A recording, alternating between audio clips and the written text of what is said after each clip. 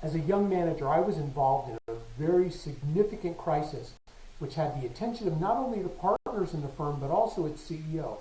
I, like many of my cohorts, was nervous about the crisis, its impact on our clients, and my employment status at the firm. There was a very senior partner who was tasked by the CEO to assume responsibility for navigating the firm through the crisis. It took us a year to work our way out of the crisis, and we all learned some super valuable nuggets.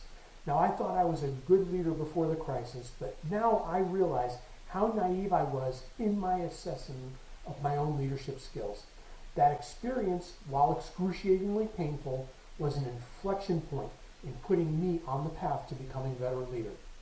So as a result of this and other crises that I've experienced, I've learned a number of very valuable tenets that I adhere to when in crisis mode as follows.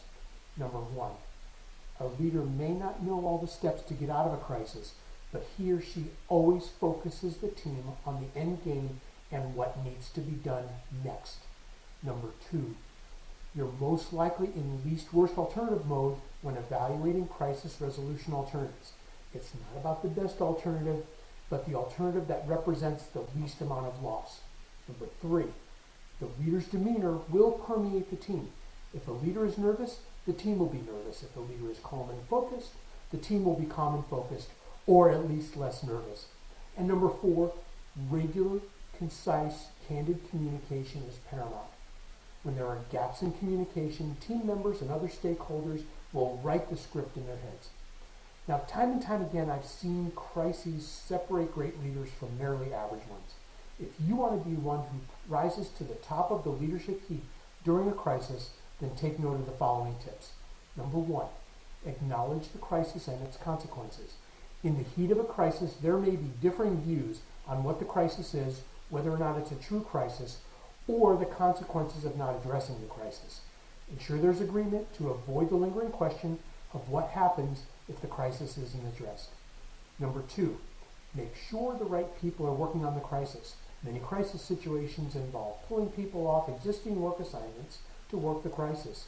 There will invariably be pushback, particularly if reassigning someone means another ball might be dropped. But remember, you're working on to the least worst alternative. And while something else may slip, not addressing the crisis might be worse. Number three, get concurrence on what success looks like. In the heat of a crisis, the leader needs to ensure all the right stakeholders have a crisp understanding of what success looks like in addressing the crisis. The greatest success in most cases may mean returning to the status quo prior to the crisis or to a state with the least amount of loss.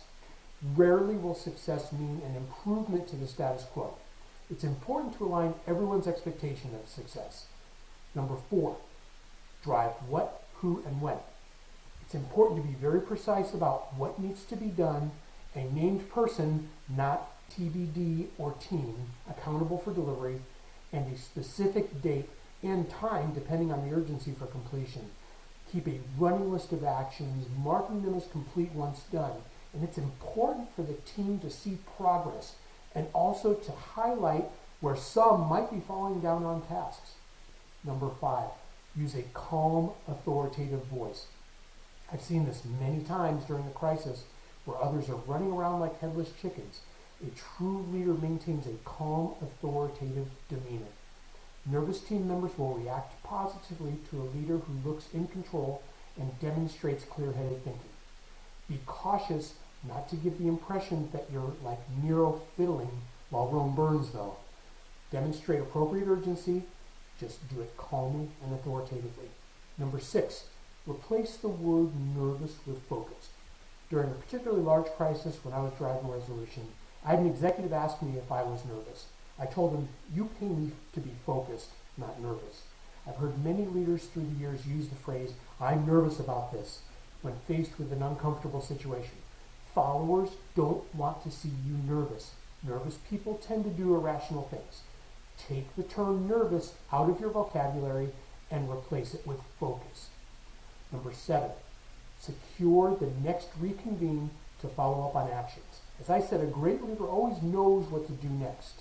Ensure there is a very timely follow-up where the team reconvenes to review action and assess the next steps.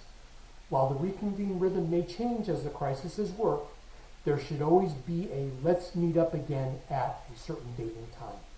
Number 8, set up a situation room. Designate a place either physically or virtually where people can go to see an outstanding action item list and team members can work together if appropriate. It's also good for you as a leader to hang out in the situation room periodically to demonstrate to the rest of the team that you're in it with them. Number 9, establish a regular, concise, and candid communication rhythm.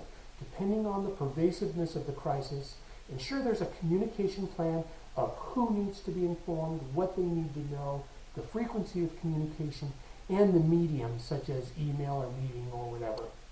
Number 10, realistically inspire the team. In the early stages of a crisis, people need reassurance from the leader that they'll get through it. What's important here is to be realistic in your reassurance. While there may be some carnage left in the crisis's wake, acknowledge that things are going to be tough, but the team needs to stick together and work the problem. Inspire the team, but realistically acknowledge the situation. Number 11, solve the problem first, assess accountability for the problems later. When a crisis emerges, many will start finger pointing at who they think is responsible. While it's important to understand root causes of a problem and put things in place to avoid it happening later, wasting time pointing fingers while the crisis rages on is not the time to do it. Get clarity on the crisis, what success looks like, and what needs to be done first. Once the flames have subsided, focus on accountability and corrective actions. So hey, crises happen.